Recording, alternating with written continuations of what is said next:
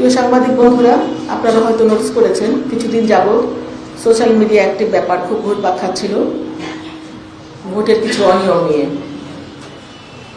আমি সেই ব্যাপারটা নিয়ে কথা বলতে চাইনি কখনো, কিন্তু গতকালকে চ্যানেল আই বাংলাদেশ সংবাদপত্র প্রতিদিন নামে একটা প্রোগ্রাম হয়, এটা ঠিক 12টার সময়। সেখানে ইত্তেফাকের সম্মানিত সাংবাদিক সালেউদ্দিন ভাই, উনি গেস্ট ছিলেন, হোস্ট ছিলেন আমাদের মানব জমিনের জনাব মতিউর রহমান ভাই।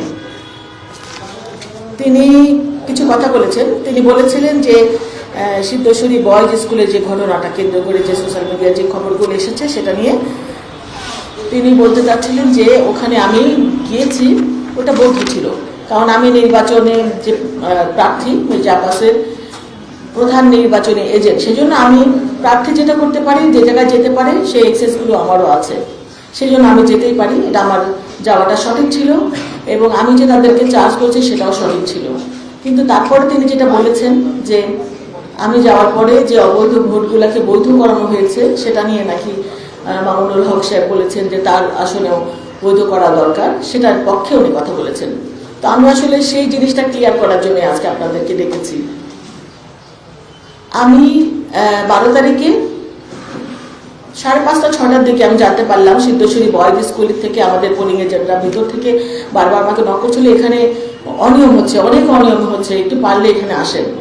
আমি তখন দৌড়ে চলে গেলাম, গিয়ে আমি দরজা নক করছি, বারবার নক করছি, অনেকক্ষণ, প্রায় আধা ঘন্টা পরে দরজাটা খুললো, ভিতরে যেতে দিবেই না। তারপরে গেলাম, ওখানে প্রিজাইডিং অফিসার ছিল শামসুল ইসলাম, ইসলামী ব্যাংকের, এবং প্রায় 5-6 জন বিদেশি পর্যবেক্ষক ছিলেন ওই রুমটার মধ্যে। ওখানে কাউন্টিং হচ্ছিল।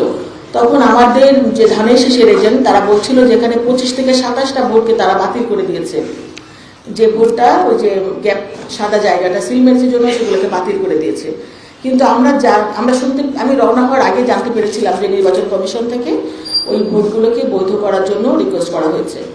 তখন আমি প্রিজাইডিং অফিসার শামসুল ইসলামকে বললাম যে এই ভোটগুলো তো নির্বাচন কমিশন থেকে বৈধ করার জন্য বলা হয়েছে। উনি বললেন যে আমরা এরকম কোনো নির্দেশনা পাইনি। তখন রিটার্নিং কর্মকর্তা এই সময় আমার মোবাইলে ফোন দিলেন। আমি তখন বললাম যে ভাই, এখানে তো রিটার্নিং কর্মকর্তা শামসুল ইসলাম, উনি কথা শুনতে চাচ্ছেন না, উনি এগুলোকে মানতে রাজি না। তখন উনি বললেন ওনাকে ফোনটা দেন। আমি ফোনটা সাইফুল ইসলাম, আমি স্পিকারে রেখেছিলাম ফোনটা। আমার স্পিকারে বিদেশি পর্যবেক্ষকরা শুনছিলেন, বিভিন্ন প্রার্থীর এজেন্ডাও শুনতে পাচ্ছিলেন, ধানের শীষের এজেন্ডাও শুনতে পাচ্ছিলেন, এবং ওই কক্ষের ভিতরে যারা ছিলেন সবাই স্পষ্ট শুনতে পাচ্ছিলেন যে স্পিকারের রিটার্নিং কর্মকর্তা বলছিলেন যে নির্বাচন কমিশন থেকে নির্দেশনা এসেছে এই ধরনের ভোটগুলোকে বৈধ করে দিতে। এখন এটা বাস্তবায়ন করবেন কি না করবেন সেটা সম্পূর্ণ আপনার ব্যাপার।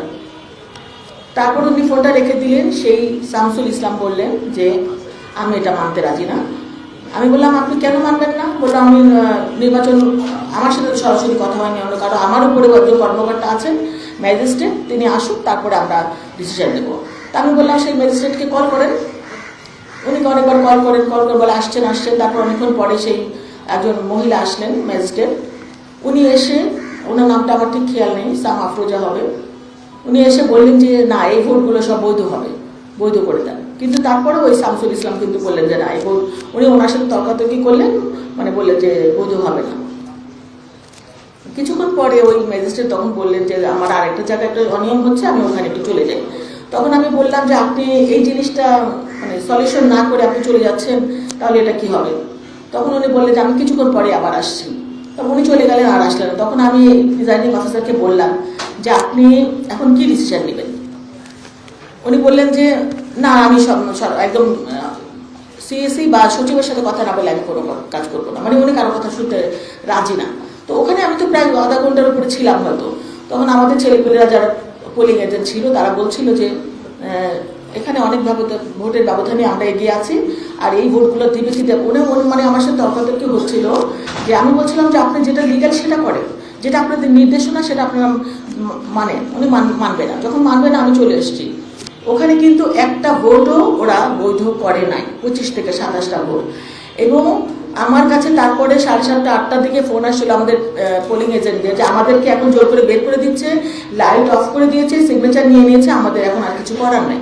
এই সাইফুল ইসলাম সবাইকে তারপরে বের করে দিয়েছে, লাইট অফ করে দিয়েছে এবং একটা ভোটও ওখানে বৈধ হয় নাই। তো যেটা সোশ্যাল মিডিয়ায় ছড়াচ্ছে যে আমি যাওয়ার পর ভোটগুলা বৈধ হয়েছে আর তারপরে মির্জা আব্বাস নির্বাচিত হয়েছে, এটা ঠিক নয়। আমি আমি আমি মানে ভেবেছিলাম না, মানে এটা নিয়ে যে আপনাদের সাথে কথা বলতে হবে, এটা আমি আশা করি নাই। কিন্তু কালকে যখন আমি ওই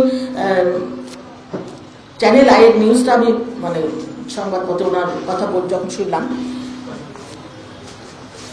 ওনার নাম হলো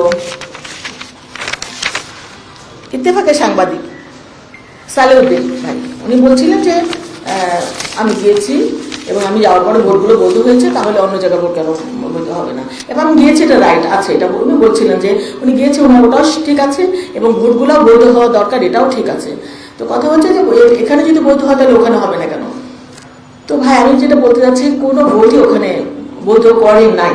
আর এইরকম প্রত্যেকটা কেন্দ্রে আমি তারপর বের হওয়ার পরে শুনছিলাম itel school, Kamalapur girls school, অনেক স্কুল আমাদের প্রত্যেক